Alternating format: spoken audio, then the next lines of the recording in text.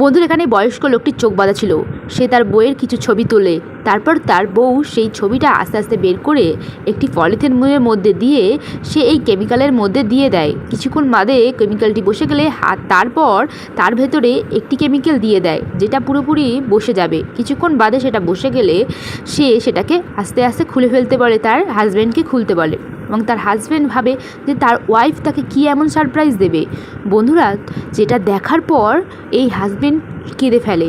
তোমরাও তো সেই সারপ্রাইজটা অবশ্যই দেখবে, কিন্তু বন্ধুরা সেটা তোমরা দেখার আগে বন্ধুরা তোমরাও যদি আমার মতো আল্লাহকে মনে প্রাণে ভরসা আর বিশ্বাস করে থাকো তাহলে অবশ্যই ভিডিওতে লাইক করে চ্যানেলটাকে সাবস্ক্রাইব করে দেবে।